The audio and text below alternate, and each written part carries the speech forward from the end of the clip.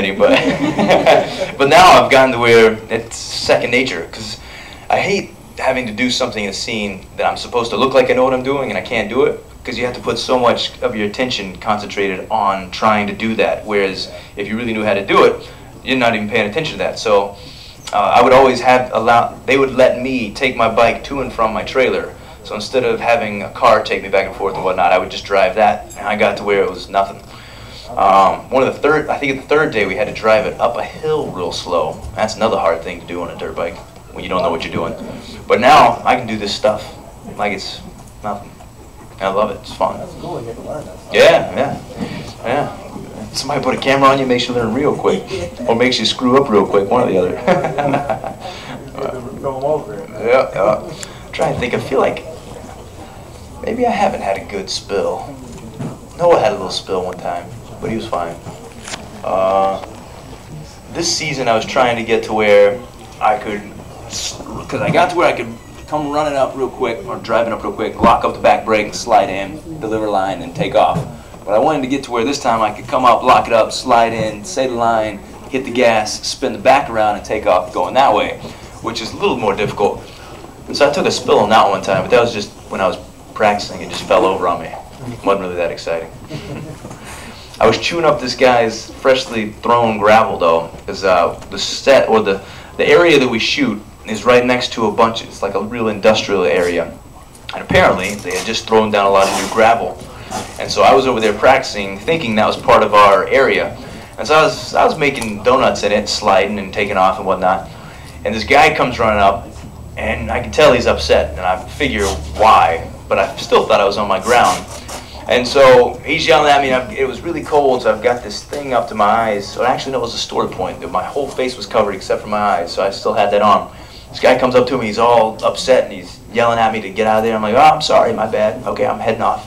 One of the ADs was also there keeping an eye on me, because anytime, if you're an actor, there's always an AD watching you, because we'll just sneak off sometimes. Some actors are worse than others, so they'll always be like watching. Okay, hey, click. He went behind the studio wall, and like they always have eyes on you. So there's a guy watching, and after I take off, the guy who was yelling at me is he's standing there, and he looks kind of perplexed. This is what the AD tells me, assistant director, and he goes over there and talks to the guy, and the guy says, "Are you guys with Falling Skies?" And he said, "Yeah." He said, "Was that Hal?" And he said, "Yeah." He's like, "Oh man, I like that guy. I just yelled at him." So I thought that was a pretty funny story, although I didn't get to witness it. But I was tearing up his gravel, but I thought it was our gravel. So it was everybody was a little right and everybody was a little wrong.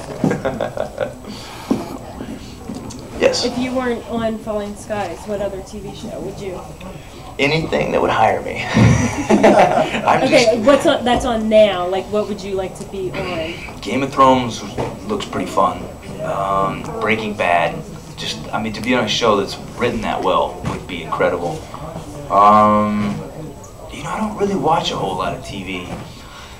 What else would I want to be on? Those would probably be my two favorite. Yeah. Being a good star on Walking Dead. Walking Dead? Walking Dead would be fun. Because we even have similar themes. Sometimes I think we steal from them or they steal from us, or both sometimes, because we have some things that are vaguely similar. Be a cop from New York. Perfect. I'll do it. Yes. Was it like overwhelming? Since you watched Breaking Bad, you obviously did. Was it overwhelming being in the same room as like Gus Fring? I texted all my buddies back home. I was like, "Look who I'm in the room with." Yeah, I don't think that'll ever go away. I think you're all like anybody that you respect. It's always cool to see them. I used to valet at the Beverly Hills Hotel. That was my job before I was an actor. I was there for 5 years. So you have everybody coming through there. You've got world leaders, athletes, actors, musicians, everybody. And I'd say my the thing I'm most embarrassed about, although I'm not wildly embarrassed about it, but in the moment I was like, "Whoa, that was a little fanboy of me." It was the Emmys. It was the day of the Emmys, or maybe it was the Golden Globes, one or the other. And all these town cars are coming up, and they're dropping off people, and they're coming and going. So there's nothing for me to park, but I've got to make sure I open the doors for everything. Well, there's this one big one pulls up in the first lane. I can't get over to it in time. The door's already open.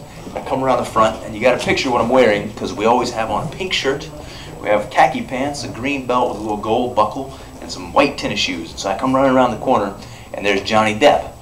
And I don't know, I've seen everybody at this point. I've seen absolutely everybody. And this is what I do first. I look at him, and I go, I wave. I don't know what I was waving about. So he waves back, and I thought, man, that was bad. So I turned and just ran off the other way. That was a bad moment. But that was a cool job, because you'd be sitting there one night, car pull up, window roll down, it's Tom Cruise. You talk to Tom Cruise for a little bit. His kids would come running out of the hotel, hop in the car, he'd say goodbye to you, you'd take off.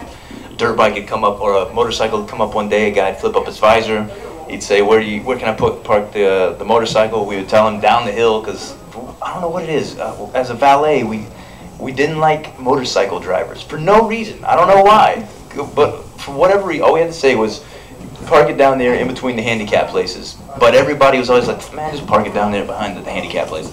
I don't know why we had this resentment, but anyway, bike goes down there, parks, guy takes his helmet off, and we're looking at each other, and nobody wanted to say it because we'd messed up, because this guy should have been up top, and we're like, that's Brad Pitt, isn't it? Yeah, I think it's Brad Pitt.